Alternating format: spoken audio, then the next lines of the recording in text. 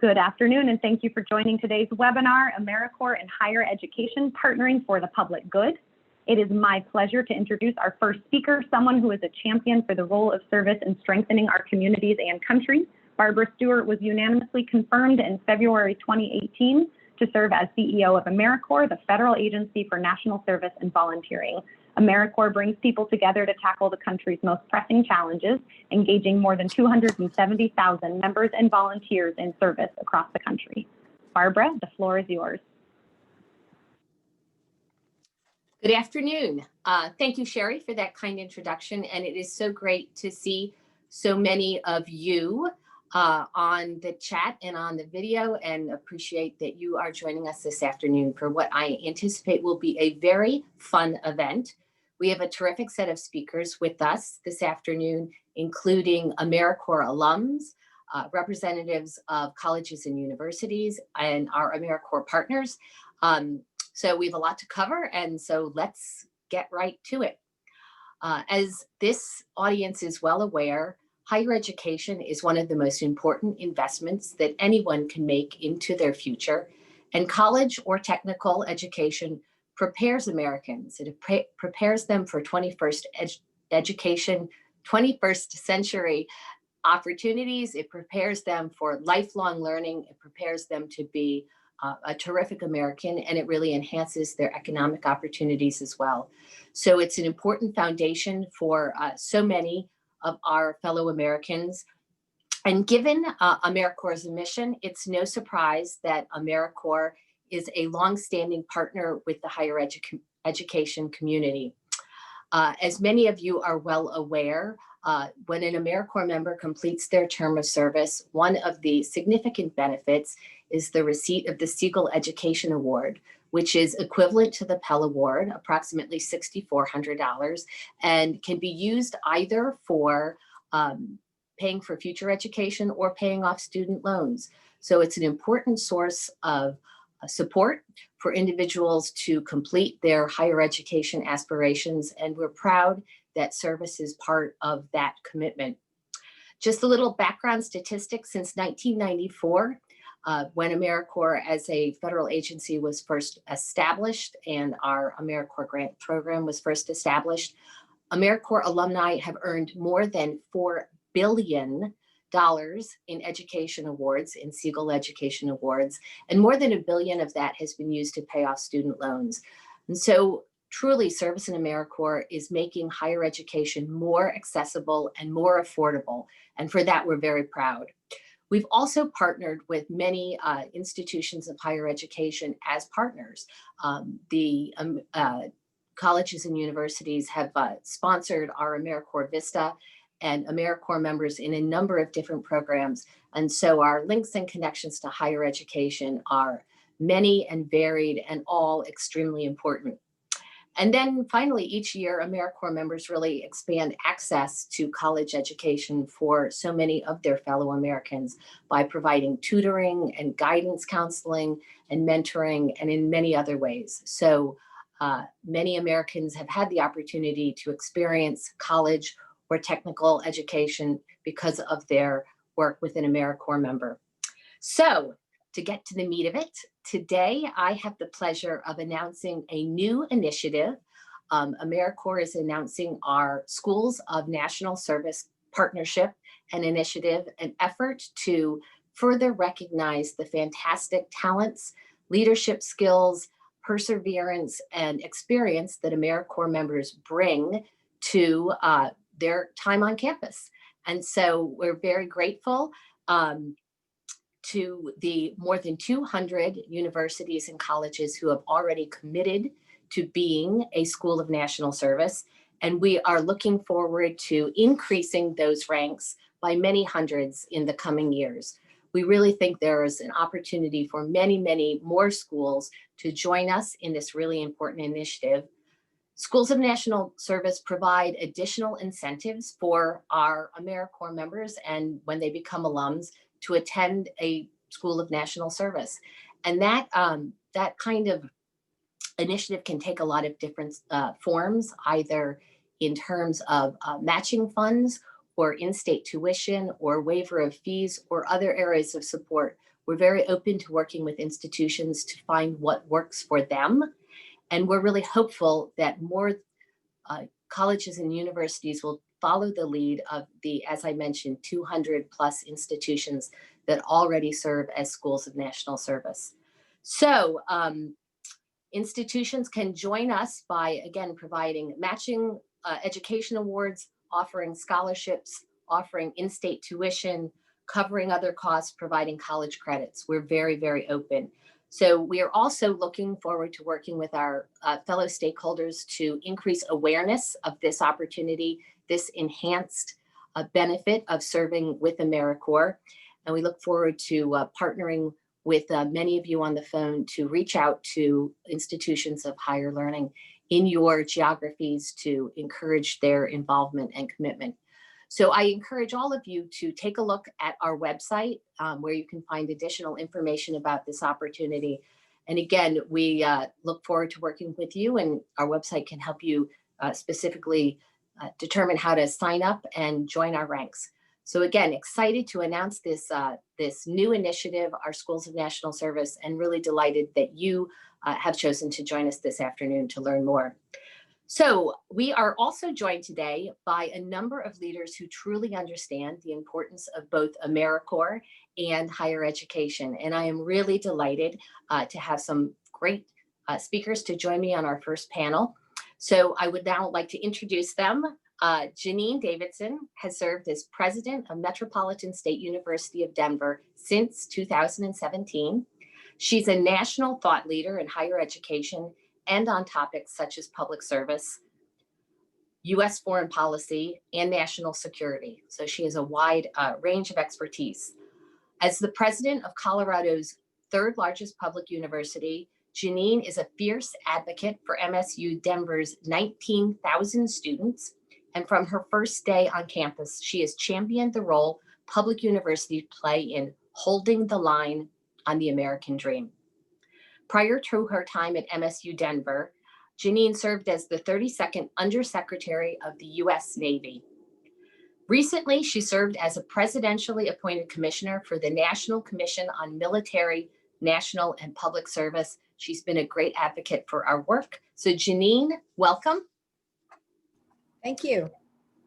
We are also joined by Nebraska State Senator Tony Vargas, who is also a proud AmeriCorps alumni. He began his career as a public school teacher in New York City with Teach for America, an AmeriCorps program, and he's devoted his career in public service and advocacy. He was elected to serve in the Nebraska legislature in 2016, and is both a school board member and a legislator. He has been a tireless advocate for national service, for closing the achievement gap, and for addressing systematic inequalities. He recently sponsored legislation in Nebraska that was enacted, signed into law, that will remove taxation on the Siegel AmeriCorps Education Award from being counted for Nebraska state tax. So we're very grateful for his efforts there. So Senator Vargas, thank you so much for joining us. Thank you so much for having me. Absolutely. So let's start our panel off with Janine. As a college president serving during COVID-19, how has the pandemic affected recruitment and enrollment, and how have your enrollment strategies changed?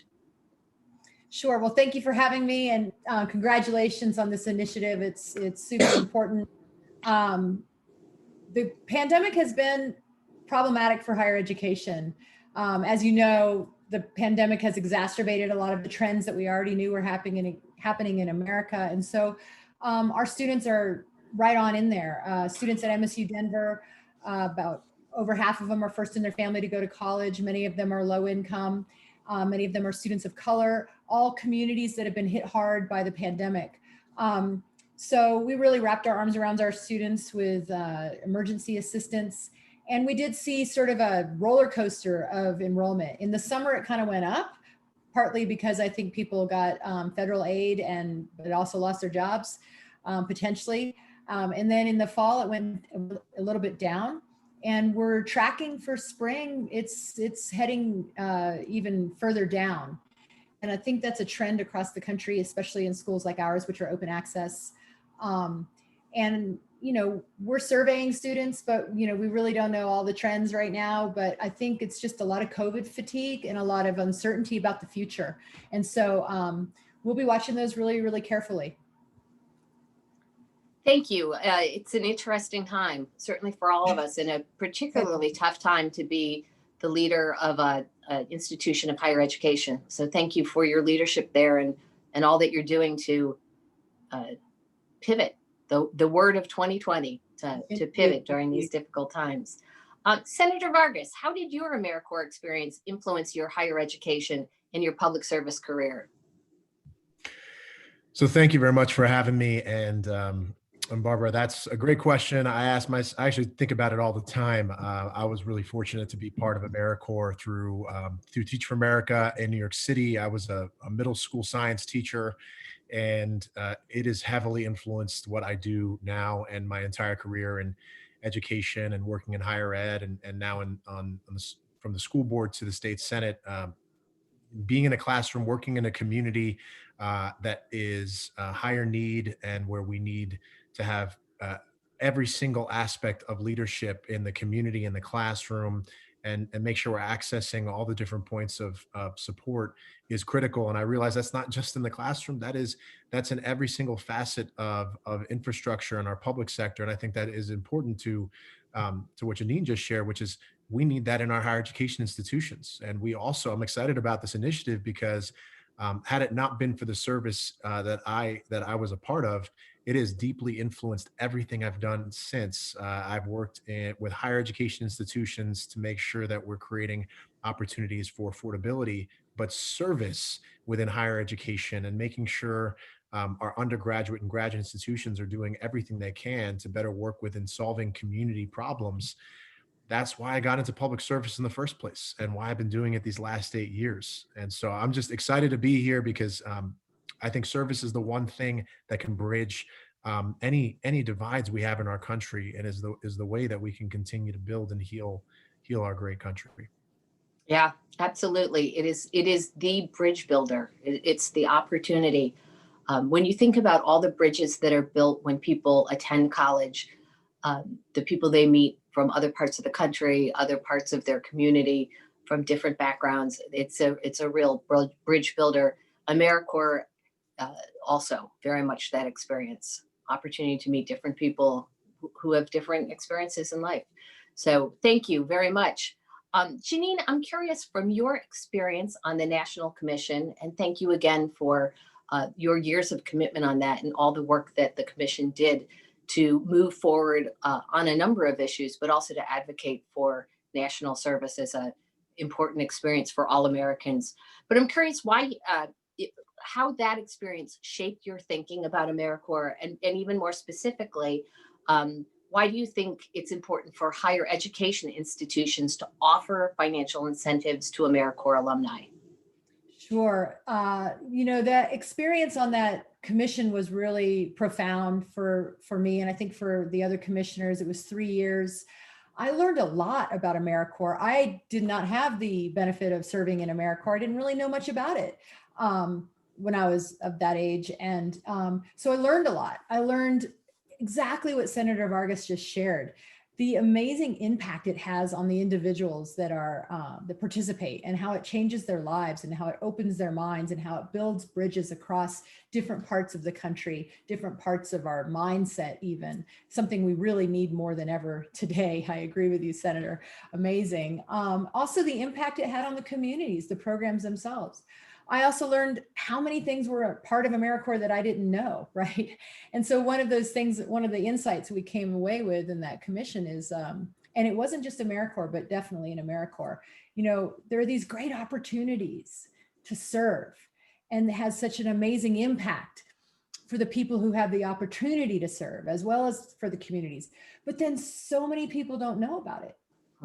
And even sometimes some of the people that do know about it, they can't really access it. So what we also learned was there was a sort of an unevenness in, who has the opportunity to serve in AmeriCorps and who doesn't, and who even knows about it. And so that became a big finding for our report.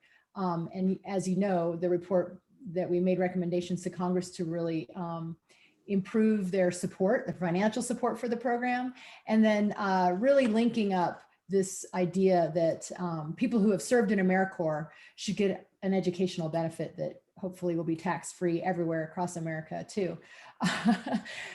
So as a university president, that piece of it is so important to me, right? So I just, I believe in the value of public service for our civil society and for individuals and for what it does for them. And I want to do everything I can as a university president to make that more sort of those opportunities available to as many people as possible through those kinds of incentives. But also, selfishly, I like having AmeriCorps people on my campus because they've done such great things and they're such great role models and they're leaders, and it spreads the word to so many other people who might not have thought about the opportunities. So I just think it has such amazing cascading effects when you take these AmeriCorps participants and infuse them into and partner with higher education. It just expands the aperture across the society. And so that's one of the reasons why those are the reasons why I support our university. Thank you. And I saw in the chat that there was a reference to the Inspire to Serve report that Commissioner and President Davidson just referenced. And so if you're looking for additional information about their report, which was really quite exceptional, there's something in the chat that can reference you to it. We at AmeriCorps took the recommendations of the commission very seriously, and the notion that it's just unfair that all Americans don't know about their opportunity to serve really struck us as extremely important. And so we have since then launched an initiative, a campaign for national service, to try to expand the number of Americans who know about their opportunity to serve. We also feel like our alumni are amongst our best advocates for that. And so having AmeriCorps alumni on campus is a great way to spread the word about AmeriCorps programs, the AmeriCorps opportunity, the life-changing experience that service really is. So this partnership, I think, is really special. And I am grateful that you touched on the issue of access, expanding the education award, expanding the value of the education award, which is really what this effort for additional schools to be engaged with AmeriCorps is really all about, is going to go a long way, we believe, and you all believe as well, to expanding the number of Americans who can access service because the education benefits just so much more significant. So a huge, huge thank you to you for that. Senator Vargas, I'm curious why you see that it's important to remove barriers and increase incentives. That's obviously what you were trying to accomplish with your tax legislation in Nebraska, but also in addition to why you think it's important, what other steps do you think that state governments could be taking? So there are a lot of reasons. Well, first thing I'll tell you that's important about me, I'm a first generation college graduate. My parents are actually originally from Peru. I'm also first generation in this country. And when I look around the country and I see AmeriCorps members, they're from all different walks of life. But the sacrifices that they're making to then do this work can often be substantial. And so there are barriers that exist to making this option an option for individuals. And so as Dr. Davidson mentioned, we need to make it easier for people to serve. Because these individuals are role models in their community. And so I saw an opportunity to make it easier for people to serve in Nebraska. I didn't do this alone. I'm really lucky I had Serve Nebraska and Executive Director Kathleen Plager to work with me on this, and the commissioners. But through this effort, we're now making it easier for more Serve Nebraska AmeriCorps members to serve in our state, to meet our local needs and issues. And there are more steps that we should be taking. In addition to this, a really amazing initiative, we need to continue to make higher education more pathways for people to serve in higher education. In-state tuition for AmeriCorps members is something we've seen, in many states put into law and legislation, so that publicly funded state universities are providing an incentive for individual AmeriCorps alum to stay and be role models in their community. And so this is an important thing. It's personal to me, not only because of my own AmeriCorps story and me continuing giving back. AmeriCorps is special to me. I also met my wife through AmeriCorps, and service continues on in our household and in our community. And so I'm going to do everything I can to remove more barriers in Nebraska and encourage more of my state senator colleagues across the country to do the same, so we can have more of these great experiences and what Dr. Davidson's mentioning at your university. Because if we can do that, we're only furthering the amazing leadership capabilities of our individuals serving in our country. Tony and Janine, thank you so much. Thank you for joining us this afternoon and speaking so eloquently about the importance of national service, the importance of this partnership, shining a light on the importance of higher education as a partner and the importance of ensuring access. So we're really grateful to both of you. You are both terrific champions of national service and walking the walk and talking the talk. So very grateful for your participation. And it was a pleasure to speak with both of you. Great to see you both. Thank you for joining us this afternoon. Thank you, Barbara. Thank you for your leadership. Thank you, Barbara.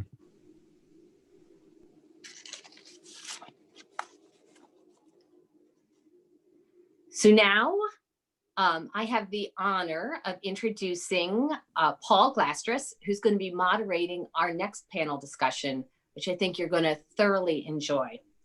So a little bit about Paul. He is the editor-in-chief of the Washington Monthly, a position he's held since April 2001. And he's also the co-author of the book, The Other College Guide, and was previously a special assistant and senior speechwriter to President Bill Clinton. Before joining the White House, Paul spent 10 years as a correspondent and editor at U.S. News and World Report, and he's also written for the New York Times, the Washington Post, and is a regular commentator on the BBC and a guest commentator on CNN, MSNBC, NPR, and other programs. Probably once you have the chance to see Paul on this video, you'll recognize him and say the next time you see him on one of those broadcasts, hey, I saw that guy moderate a panel. So anyway, Paul, it is just great to have you with us. And so I'm going to turn the virtual mic over to you to lead a really terrific panel. So thank you, Paul. Thank you, Barbara. Really appreciate it. Enjoyed both the speakers. We've got two other terrific speakers on the panel today. Let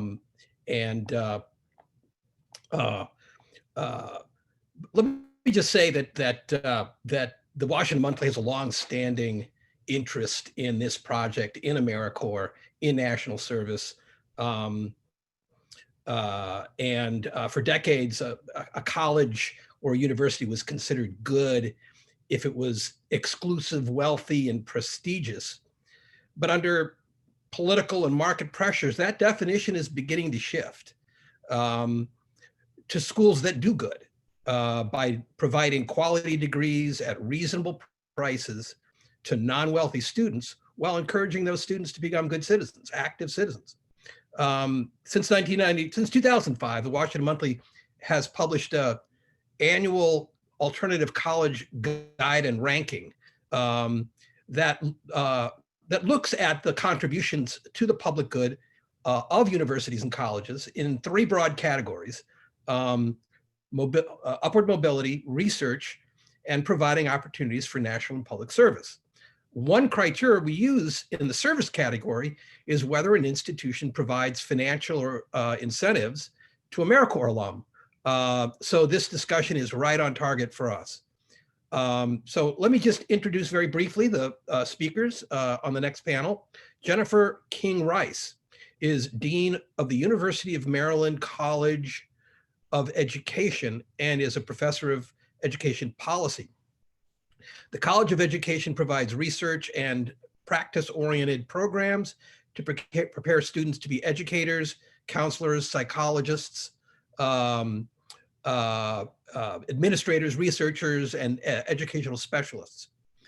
Also, Bethany Godso is Interim Senior Associate Vice President of Student Affairs at New York University. She provides strategic leadership and oversight for the Center for Student Life, NYU Leadership Initiative, Student Affairs Research and Assessment, and the Wasserman Center for Career Development. Finally, we have Yasi Davuti, who served as a City Year AmeriCorps member in 2006-2007, and then did a second year after college in 2011-2012. She currently is Regional Director of New York for You Aspire, a nonprofit organization that helps young people have the financial information and resources necessary for an affordable path to and through college. So Jennifer, let me start with you.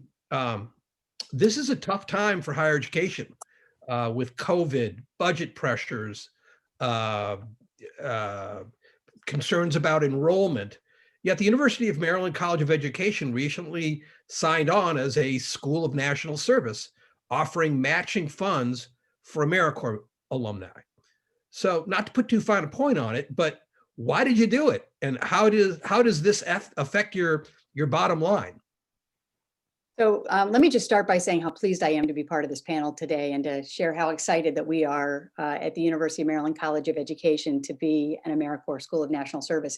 Paul, you raise, I think, a really important point. These are challenging times, to be sure.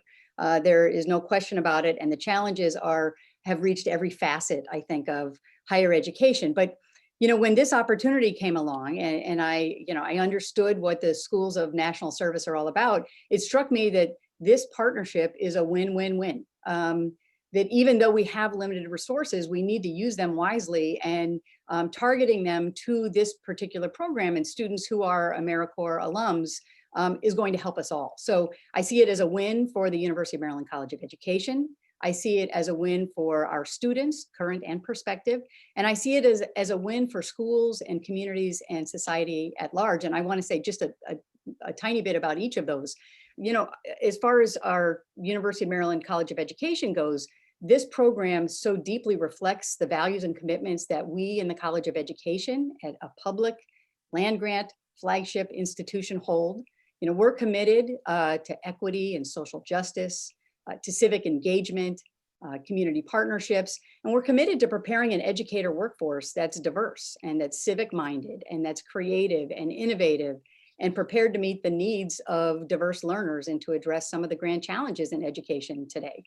So as a newcomer to this partnership, I'm really hopeful that our status as a school of national service will help us attract exactly those kinds of students that we want. So it's helping us align our resources with our own mission. I also see it as a win for our students. It expands access to our programs, particularly, again, for the students that we're looking to attract and enroll. It reduces cost and debt, and we know that affordability is absolutely critical for educators and for other public service fields that are often lower paid than other professions.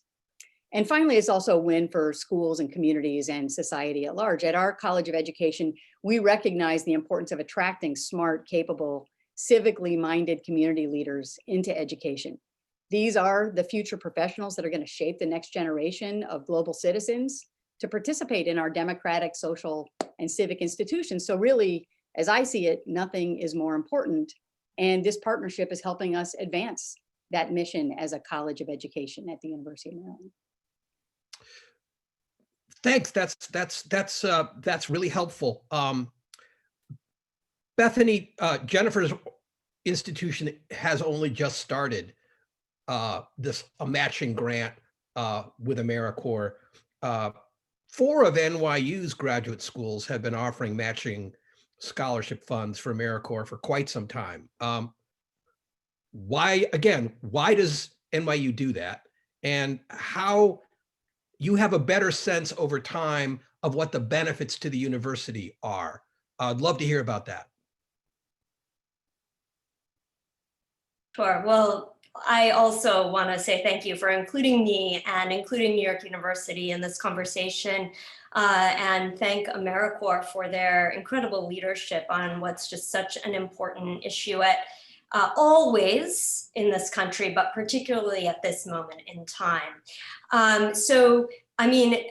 Dean Rice, I think you're going to be thrilled as you move forward in this way. So much of the things that you said you're anticipating and hope for are those benefits that have accrued to the students and the institution at NYU. So at NYU, we have a motto that we are a private institution in the public service. So public service is truly part and parcel of our educational mission and part of our research mission as well. And so this commitment has been a way for us to attract truly outstanding students to 4 of our graduate schools, as you mentioned, the Wagner Graduate School of Public Service, Silver School of Social Work, Steinhardt School of Education, Human Development, Culture, and the School of Professional Studies as well. And you know, I do have quite some up-close sort of personal experience with some of these students because I spent quite a bit of time as an assistant dean for enrollment and student services at the Wagner School. And not only did I admit many of these students while I oversaw admissions there, but also hired them as graduate assistants. Because they really stood out as students who had hands-on experience working in communities. So when they came to Wagner, they already knew up close what the issues were. They weren't just in their heads thinking about how to, you know, address policy issues, for example, or think about nonprofit management. They really understood from the ground up what was going on and what the issues were. They also had a bit clearer sense of where they wanted to head with their own careers because they had spent that time getting the experience. So since we started this program, NYU has received over $9.5 million in Siegel payments and enrolled at minimum, it's over 2,500 alumni. I think that's quite an undercount actually, but that's the numbers that AmeriCorps has for us at this point. But more importantly, I really want to emphasize that it's the energy, the enthusiasm, the values, and the experience that the students bring to the classroom that really enriches the learning environment for everyone involved. That is the true contribution, I think, of being in partnership in this way with AmeriCorps. Thank you, Bethany. That answers the question, although I might come back to you with some specifics. I want to turn to Yasi. You served as a City Year AmeriCorps member twice. Tell us about your service, how it influenced your higher education goals, your career path, helping other students get access to higher education, and you know, sort of what you're learning now that you are imparting some of this knowledge in your current job. What are you learning about the young people? Presumably, it's mostly young people who are trying to make this transition from service to higher education. Yeah, this is incredible to be a part of, and just to hear both Dean Rice, just both of you talk about sort of the AmeriCorps experience on a macro level and what you're seeing and having it resonate so closely with my own lived experience. So to echo, thank you so much for inviting me. I'm incredibly humbled today to be able to share my experience as an AmeriCorps member.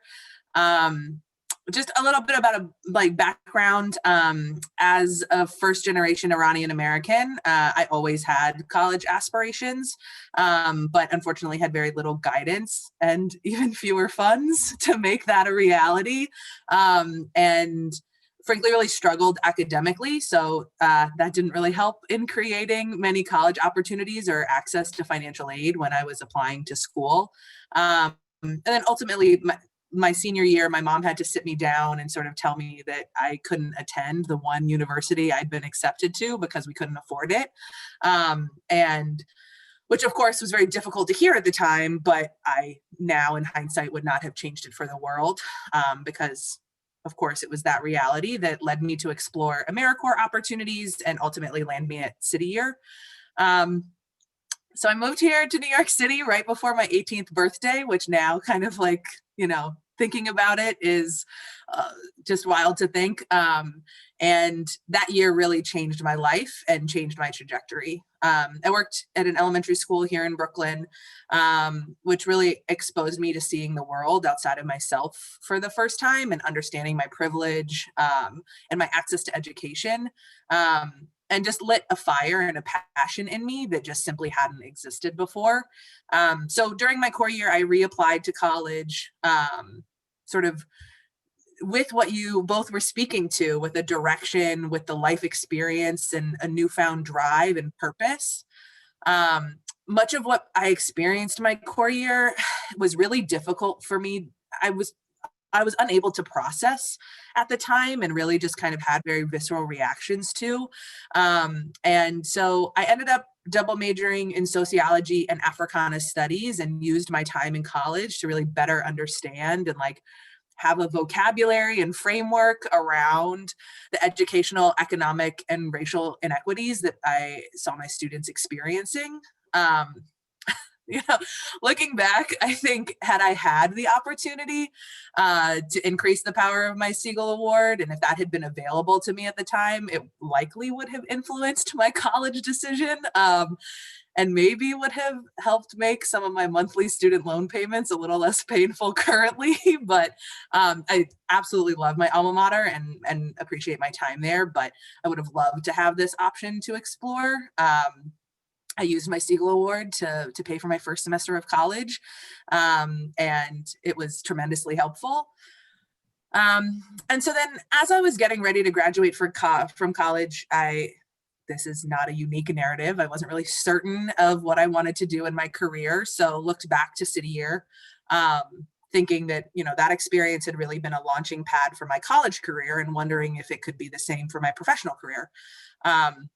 Fortunately, did not disappoint. And when I returned back to City Year, New York, I was able to lead a team of core members at a middle school in Long Island City, Queens. My experience in working with a middle school, I think, is ultimately what led me to college access and to college success and working with older students. And so I worked for a number of years as a college counselor where I was working with predominantly first-generation low-income students of color. And that's where I really started to see the theme of affordability play a prominent role in my students' ability to access and succeed in a post-secondary education. Was very fortunate to then be using my Siegel Award to be paying off said student loans, and so have it on kind of both ends. And then now in my role as the regional director for U Aspire for New York site, I have the privilege of leading our team in supporting students and families and accessing the dwindling affordable college options and navigating the unnecessarily complex and complicated financial aid system. So feel really incredibly fortunate to be able to use my personal and professional experience to help students access higher education, and frankly, just don't think that I would be here without my time as an AmeriCorps member with City Year, and just feel so indebted and grateful for that experience. Well, thank you. So many questions I want to ask all of you, and we have limited time, so I'll just get right at it. I guess my first question, and I'll ask Jennifer. How can we get more colleges and more schools within colleges to sign up for this matching benefit? It just is so obviously a good thing for your institutions, a good thing for the country. You get people like Yasi coming to your college. As you said, it's a win-win-win. And in your estimation, do people at the university that you work at even know such a thing exists? And what is it going to take to get them on board? Sure. Thanks for that question. And it's a really good question. It seems like a really obvious one too, because if it is just a win-win-win situation, why isn't everybody jumping in? And I think that one one reason, probably the predominant reason, is about information, is sharing what this program is about. I think this launch is an excellent event to do that, to spread the word. But I think we need to do a much better job of spreading the word and reflecting that we are investing in scholarships anyway. The question is, how do we align our investments? And we have limited money. We need to make decisions about where those dollars go. How do we align those investments with our values and our priorities? And I think, again, speaking from my own perspective at a public land grant flagship institution, our priority as an institution is to serve. And so, sharing that information with the other deans, and we have a new, I think, very civically minded president, President Daryl Pines, to persuade them really involves sharing the information and helping them understand that this is an excellent investment because it supports the goals of the institution. Great. I want to ask Bethany a similar question, but a little bit broader. What would it take in terms of public policy from Congress, from the state of New York, maybe, to make it easier for the university where you work to do what Jennifer was saying, to get more of the school engaged, maybe the entirety of the university offering these matching grants? I don't know, that's a curveball of a question. You might not have the answer. I'm just, as a policy journalist, curious if you have any insight. Yeah, it's a big question too. I think some of what Senator Vargas has been doing in Nevada is really exciting and promising. And I would love to explore the extent to which the kinds of solutions he's advancing there could also work in New York State. But I also want to bring up an earlier point about young people not knowing that AmeriCorps service is even something that they could pursue.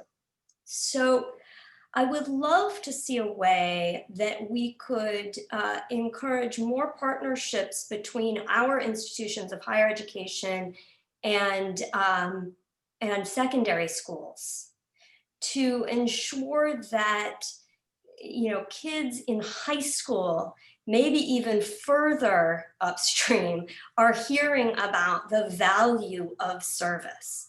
And so while that's not so much a national policy, that can be state and local policy that could help to inform service, in the social studies curriculum, for example, which opens the door then to young people thinking, oh, how could I get more of this experience, right? I've never known anyone who did service and then said, no more, thank you, I'm done.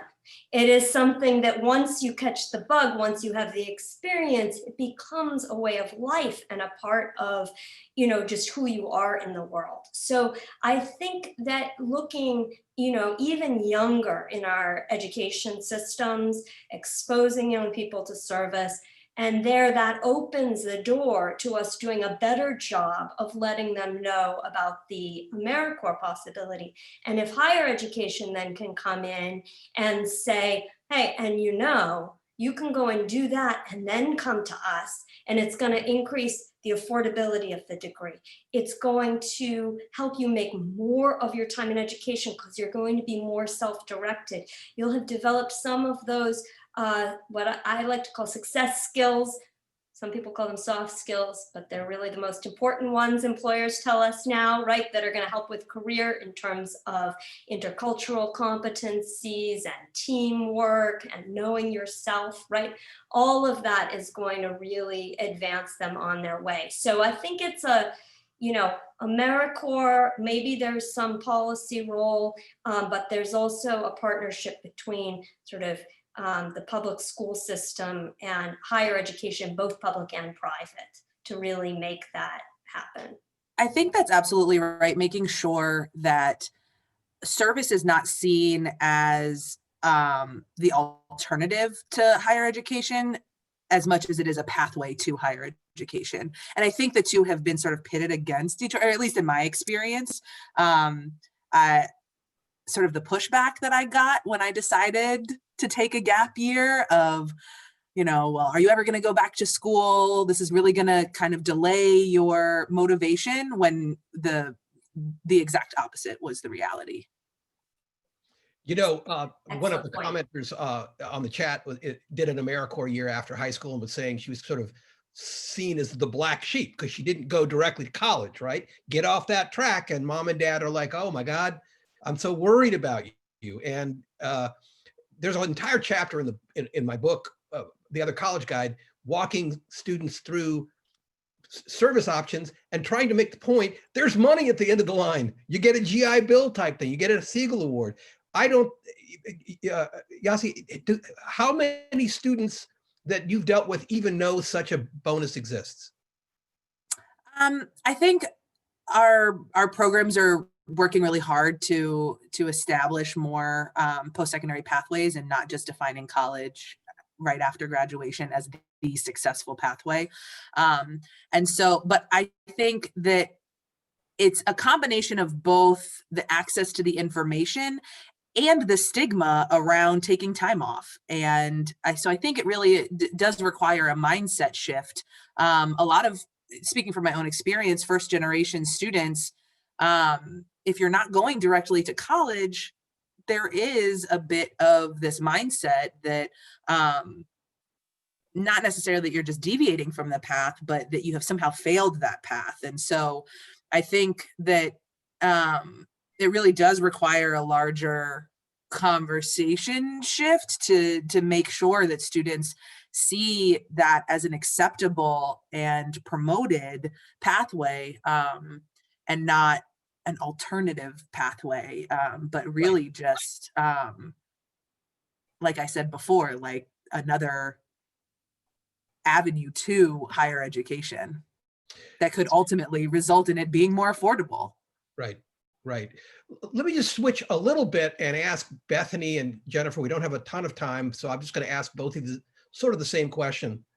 To what extent does the AmeriCorps involvement, the recruiting of AmeriCorps students, fit in to your strategies to advance social justice, to make the pathway between graduating with a degree from your institution and, remunerative and meaningful employment happen? So it seems like one of the themes that's coming out here is AmeriCorps members have more direction. They kind of know what they want to do. They have these skills. How does it fit into in both your institutions to your strategies for social justice and career?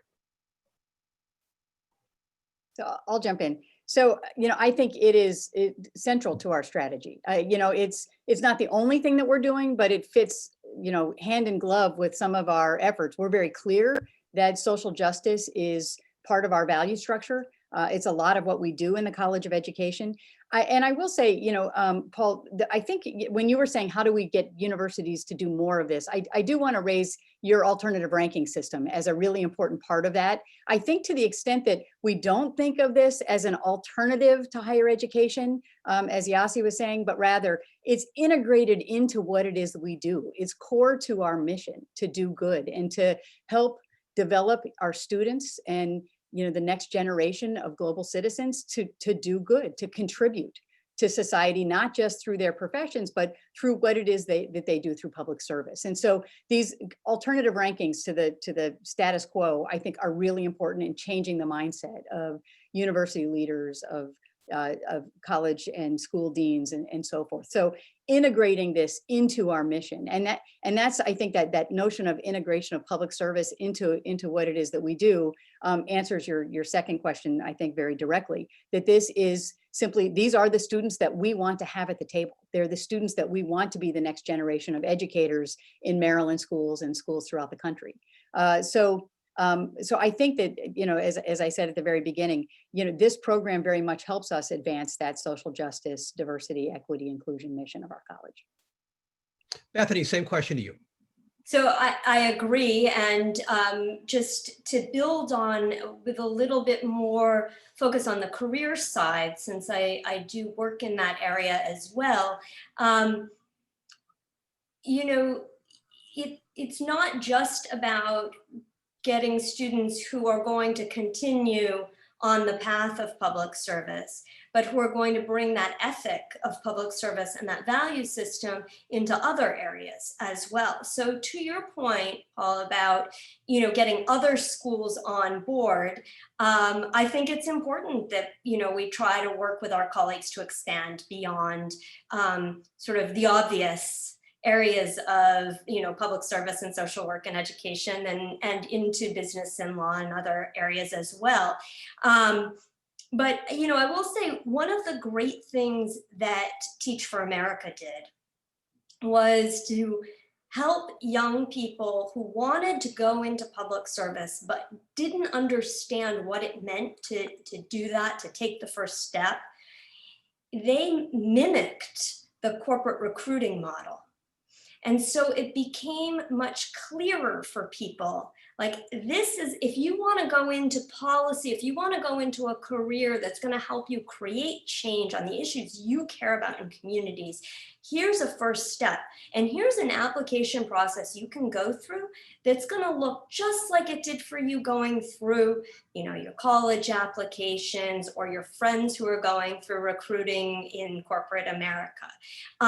One of the biggest barriers I see for young people really pursuing careers in public service is that they don't understand how to forge the path. It's just-in-time hiring, it's a zigzag kind of path through and up. And so that is a real contribution of Teach for America and other AmeriCorps opportunities, is that it helps to show that first step. So not only do I like to recruit AmeriCorps students in the door, I also like to sort of promote AmeriCorps opportunities as a first step, particularly for our undergraduates when they're thinking about where they're going to go next. Yeah, I worked for President Clinton, who, as we know, started AmeriCorps and also, you know, created the first income-based repayment system. And the whole idea behind it was to create a pathways for people to serve and worry less about their college costs, their college debt. Of course, things have gotten outrageously expensive since then, but it's still the right, I think, idea to animate this. And it's just great that AmeriCorps is reaching out to more colleges to convince them to get on board, because the match increases the affordability. Yasi, give us, you mentioned some examples of individual students. And I'm just curious, is there a student that in any of your recent years who really, you know, illustrates what we've been talking about here today? I don't want to, again, I'd throw you a curveball, but if there is such a person, would love to hear that example. I think students who I've worked with don't pop into my mind as much as the high school graduate Corps members who I had on my team my second Corps year, who had decided to take time off before applying to school. 3 of them just had such vastly different experiences in high school and what brought them to City Year. And watching and being able to sort of like help shape and mentor like the way they could think about and reflect on their Corps year and how that then informed what they did after AmeriCorps. I just feel tremendously privileged to have been a part of their journey and to sort of pass that learning along to them. And now they come to mind right now because one just graduated from grad school with her last week with her master's in public administration. One is currently attending CUNY's Graduate School of Journalism, and just to see what they've done since their second Corps year is just That's very cool. To see what little direction they had when they came in to now what full lives and careers they've had since is just That's great. love being in their corner. That's great. We could talk all day. This was fascinating. Hope we can talk offline, but I want to wrap it up and hand it over to Barbara, who is, we're all very grateful to you, Barbara, for your leadership at AmeriCorps, and thanks for having us all on. Thank you so much for this opportunity. Paul, thank you so much for leading that really interesting panel. And Jennifer and Bethany, thank you for your new partnership and your continued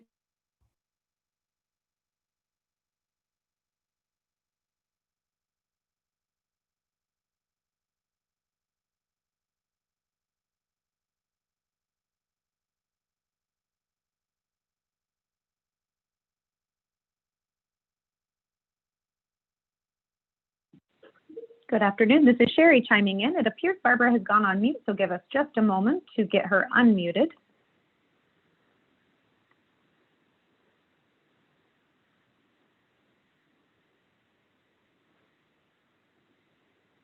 And asking our contractors if you can please prompt Barbara to unmute. Barbara, can you hear us?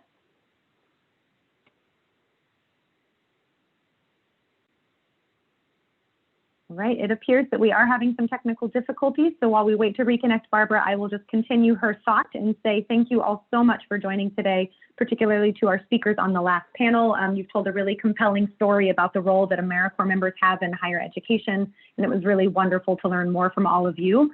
Thank you everyone who has joined, especially for the active chat and Q&A. It was such a pleasure talking with so many of you about how national service programs in higher education can support each other in advancing the public good. We're really excited for AmeriCorps to build on our history of partnering with higher education to continue making college more affordable and accessible for thousands of Americans. So we encourage everyone to visit our website to learn more about AmeriCorps and Schools of National Service. And just checking one more time, Barbara, are you back? Oh my goodness. Can you see me or hear me? We can, and we can see you and hear you. Go ahead, Barbara. I think you were just going to switch into a charge of action at the end. I was. And let me just quickly echo Sherry's thanks and apologize for my technical difficulties. It was so great to have Paul leading that panel, and our three speakers were just amazing. So again, thank you. I realize we're tight on time. So big picture, I just want to thank you all for joining us this afternoon. And I would encourage all of you to visit our website, nationalservice.gov/schools, to learn more. If you are an AmeriCorps alum, please encourage your alma mater to become a school of national service. If you are a partner or a commission member, if you're representing a commission or any of our grantees, please think about ways that you can encourage schools in your area to participate in this program and really expand the benefit of service with AmeriCorps. And if you are representing a technical school or college or university, please, please consider joining us as a School of National Service. You will be thrilled with the quality of the AmeriCorps members who join you as students on your campus. It will be a decision you will not regret. I loved hearing Dean Rice say that we need to do a better job of spreading the word about AmeriCorps. I can't agree more. I think our Schools of National Service initiative both strengthens the benefit of participating in the program. It strengthens the financial benefits of being an AmeriCorps member. And in so doing, it strengthens our ecosystem of service, the service that's provided in communities, the bridges that are built through service. So grateful to be with all of you. Enjoy the holiday season. Thank you for joining us. And again, don't hesitate to go to nationalservice.gov/schools to learn more about national service and our Schools of Service initiative and join our ranks. Great to be with you all. Happy holidays.